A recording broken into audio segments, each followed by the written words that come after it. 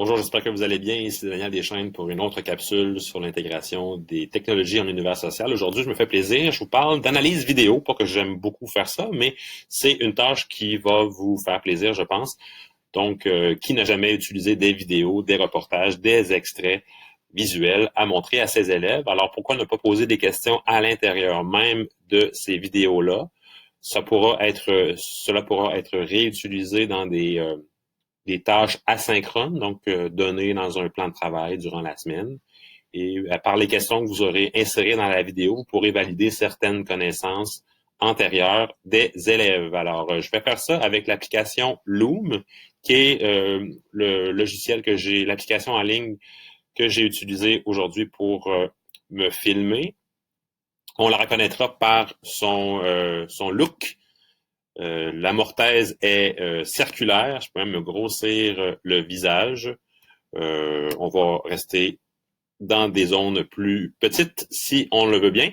Et je vais partager ma tâche En fait, ce que je vais faire, je vais prendre une vidéo qui existe déjà. Je vais la travailler dans Edpuzzle et je vais la partager via une application qui s'appelle Share to Classroom ou, si vous voulez en français, partager dans Classroom. Donc, c'est rien de trop. Je ne vais pas nous compliquer la tâche, mais je vais faire ça de manière simple. Pourquoi travailler avec Loom? C'est parce qu'on se rappelle que le code de gratuité avec Screencastify, le code est bon jusqu'au 12 juin. Alors, il faudra peut-être penser à des alternatives. Loom est gratuite. L'application Loom est gratuite et comme j'ai entré des données en tant qu'enseignant, on m'a donné le forfait premium. Alors, tout se fait comme ça. Alors, allons dans Edpuzzle. Je vais aller chercher une vidéo, dans Google Drive que j'ai déjà fait. Je vais prendre un tutoriel là, qui s'appelle Tuto Drive. C'est un tutoriel que j'ai fait pour un enseignant, une enseignante. Comment faire une certaine tâche avec le Drive. Donc, je vais écrire Tuto Drive. Je vais aller chercher cette tâche-là, vidéo. Je vais tasser ça. Et là, je vais faire Select. Donc, la vidéo va être, dans le fond, téléchargée dans l'application en ligne. Et de ce vidéo-là, je peux faire, dans le fond, j'ai déjà fait, c'est comme quand on écoute Ricardo, là, j'ai fait déjà la tâche au préalable. Ce qui est arrivé, en fait, c'est que cette vidéo-là était beaucoup plus longue. Elle durait environ 5 minutes. Je suis allé dans Edit. Si je fais Back, j'ai pris ma vidéo, je suis allé dans Edit. Et j'ai joué un petit peu. Donc, ce qui est le fun avec Edpuzzle, c'est que les enseignants, nous avons le pouvoir de choisir l'extrait plutôt que de présenter puis de se rappeler à quel moment, bon, dans le reportage, on parle de tel concept. C'est pas le bout intéressant pour nos élèves.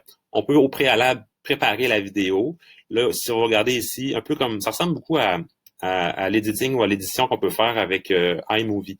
Donc, je peux jouer avec cette petite bande-là à gauche puis à droite. Effectivement. Et ce que je peux faire aussi, je vais enlever ça. Ça, c'est une chose qui est vraiment intéressante. Je n'aime pas la voix que j'avais ce matin-là. Je peux changer la voix et parler par-dessus. Donc, ou si vous voulez, ça pourrait être un reportage que vous avez pris sur YouTube et vous parlez par-dessus le reportage. Vous avez le droit d'éditer de cette manière-là et de vous enregistrer. Donc là, ce qu'il faut faire dans ce cas-là, ce sera faire un start recording, vous enregistrez votre voix et ça sera appliqué sur l'extrait que vous aurez décidé de garder. Troisième chose, donc il y a l'édition, on peut ajouter sa voix, et ensuite on fait une question de validation, soit une question ouverte ou une question de choix de réponse. J'ai choisi, donc j'écris une question, je propose des choix de réponse, et j'indique un peu comme dans les applications de quiz normales, j'indique quelle est la bonne réponse. Donc au final, j'ai quelque chose qui, si je fais finish, je vais me retasser de ce côté-là. Donc, j'ai gardé de 5 minutes 12 secondes. Vous allez avoir l'édition, la voix off par-dessus et la question. Et notez que si l'élève ne répond pas à la question, il ne peut pas aller plus loin. Donc, on peut insérer des questions dans la vidéo. Il peut en avoir 4-5, comme vous voulez. Là, ce que vous allez voir, c'est que j'ai un court extrait et la question vient à la fin. Mais on pourrait avoir plus long de vidéo. Alors, je vais faire play. Donc, vous voyez que je suis en train d'éditer une vidéo que j'ai déjà créée auparavant et je suis en train de tout faire ça dans la plateforme de Edpuzzle. Donc, voilà. Donc, ça, c'est ce qui a été fait. Donc, donc l'élève verrait ça ici, il fait Submit et il a tous ses points. Alors, voilà. Une fois que c'est fait, donc là, je suis dans Edpuzzle, mais vous voyez qu'il y a déjà des tâches. Hein? Ce qui est le fun avec Edpuzzle, c'est qu'on peut réutiliser des projets qui ont déjà été créés par d'autres enseignants. Cette tâche-là, je pourrais l'assigner à des élèves. Et pour l'assigner, rien de tel que l'application Share to Classroom. Alors là, je vais vous présenter Share to Classroom Extension. Donc, on va dans le Chrome Web Store. Partager avec Classroom, il faut ajouter cette extension-là. Ce qui est intéressant, c'est que vous notez sûrement autant que moi que plus on se développe et plus on apprend dans les nouvelles applications, plus ça fait justement de comptes à avoir, de tâches qui vont être créées.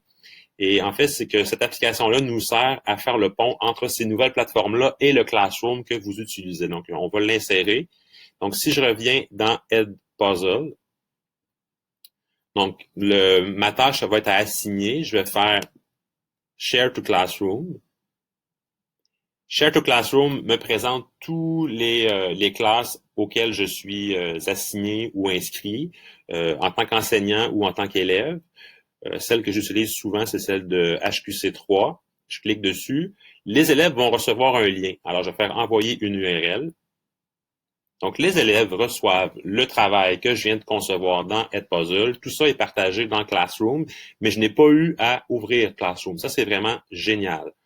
Donc, Edpuzzle qui, combiné avec cette application-là, permet de rapidement, en moins de 5 minutes, de faire une tâche puis de la partager à ses élèves. Alors, voilà pour ça. Donc, aujourd'hui, on a travaillé avec l'application Edpuzzle, qui est gratuite. Je me suis filmé avec l'application Loom. L'application Loom, si on revient un petit peu là-dessus, elle n'est pas synchronisée par contre avec le Google Drive.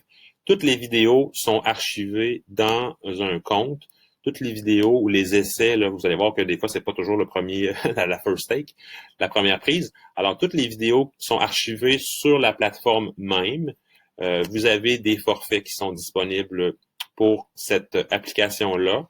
Il y a le forfait de base et là, moi, j'ai accès au forfait pro en tant qu'enseignant, mais c'est gratuit. Il faudrait voir jusqu'à combien de temps cela va durer. Alors, l'application Loom, Edpuzzle et l'extension Share to Classroom, de beaux essais à ajouter dans votre